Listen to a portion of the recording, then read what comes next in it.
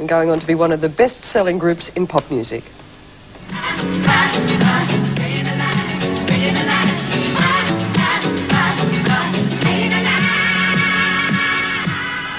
The Bee Gees. Why are you laughing? I guess I always will. Oh, well, the Bee Gees, and one of their top hits was Stayin' Alive. But during the last decade, there has been some fairly rough patches for the Gibb brothers.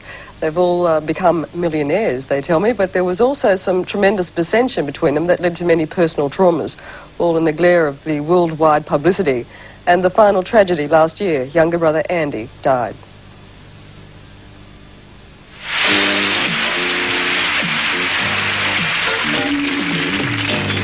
Looking at that heaven in your eyes, I was chasing your direction, I was telling you no lies, and I was loving you.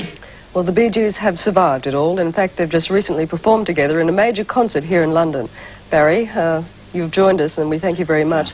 If we could start with Andy, and a huge loss to the family. Actually, I'd prefer it if you didn't. I'd prefer it if you started with somebody else. I still have a very difficult time discussing Andy with anybody, so it's just not, I can't bear my soul about it at this point. It is still very much... It's still very close to me and not that far away, you know, not that long ago. Is it worsened by the fact that it's such a public arena that the Gibb family lives in? Yeah.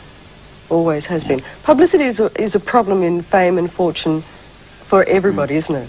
Yeah, I don't think anybody comes through clean, you know. I think if you want to be that kind of famous, I think you have to take the rough with the smooth.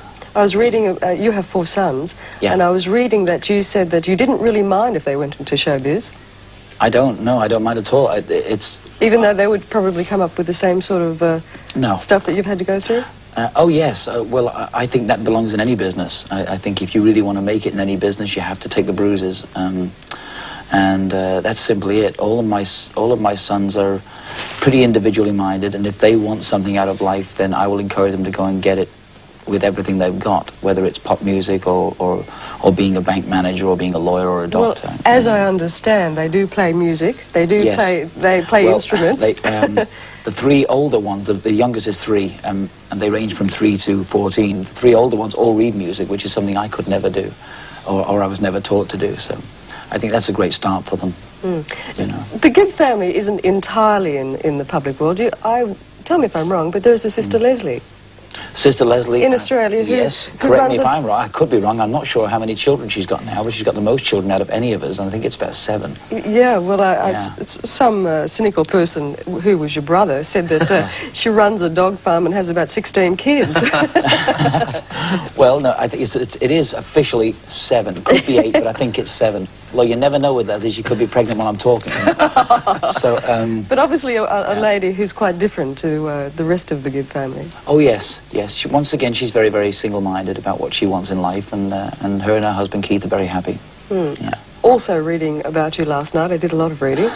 Guess who has had the greatest influence, apparently, on Barry Gibb? I'd be interested to know. Billy Thorpe. True? Billy, that is true. Yes. Oh, thank God. I almost had a heart attack there. Another Brisbane boy. Yeah, well, I've been a fan of Billy Thorpe since the very beginning of the Aztecs, which is Poison Ivy, and I've always loved his voice, and I still consider it a great shame that he's not at the forefront now, and he should be. I don't know where he is or what he's doing, but I'm still a fan. Yeah, it's just interesting that it all goes back to Australia, which... Is that home in any shape or form? It has always been home to me. I've always considered myself to be Australian, even after I left Australia. And in fact, I miss it more today than I ever have. And I'll probably go back and live there when I retire, should I ever retire. But even if I don't, at some point, I would like to live back there again. Yeah. Queensland, especially. Do you want to throw in a dirty question which you were going to ask? Yeah, come on, George. Go on, George. No, I actually saw, I think, probably one of your first major concerts in Brisbane, because I grew up there too. It was a Louis Armstrong concert.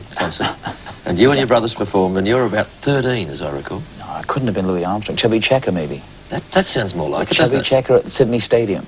And Brisbane Stadium? As well? It was Brisbane. We did the Chubby Checker tour of Australia. You're right. You're absolutely right. I'm glad I sorted that out. You're right. Chubby Checker. But you were about 13, right?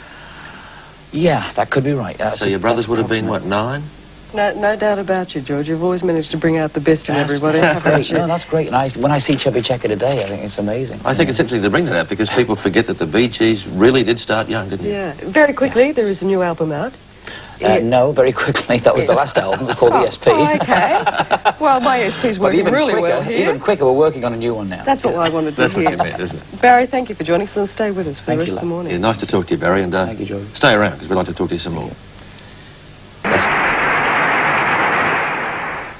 Welcome back to today and our special week of programs from Wimbledon and London, and welcome back to our special guest, Barry Gibb. We were talking about music a little bit earlier, and the other bit of reading I did was that... Reads a lot. Yeah. I did. I spent all night reading up on you.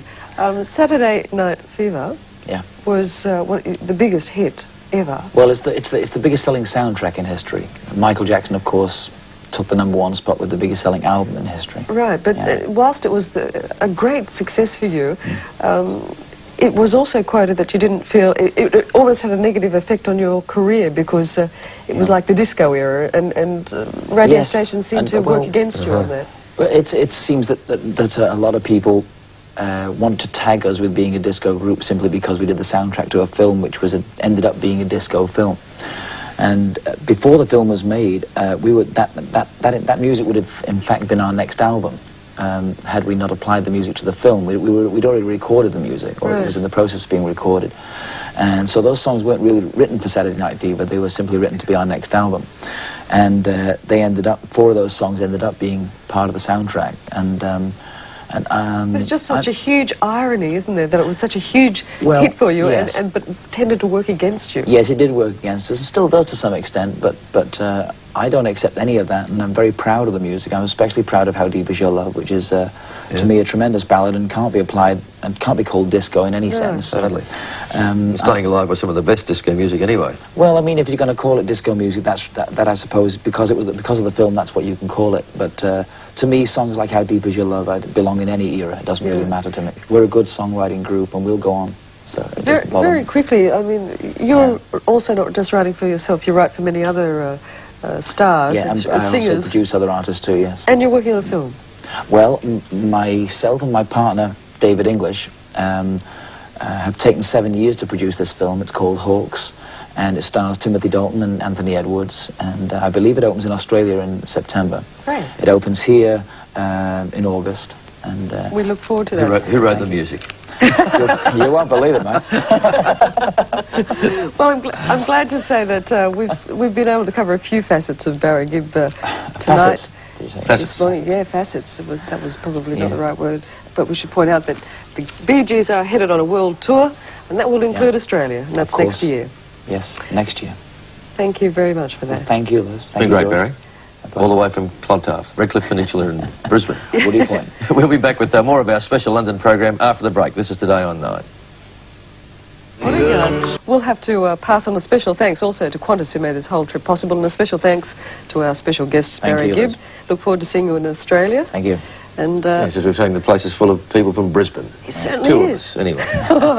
And Wimbledon tomorrow. Yep, big day. Pat Cash versus Boris Becker, of course. Who do you reckon, Barry? You're a tennis buff from way back. Well, right. I love both players. I'd like to see Cash equal what Boris has done, and I'll go for Cash. Yeah, Yeah, just as well you Cash. said that, because I don't think you would have been allowed back into Australia, had you not? No, pretty much doubt it. Things weren't looking good for you then if you didn't say I'm a Cash man. Okay.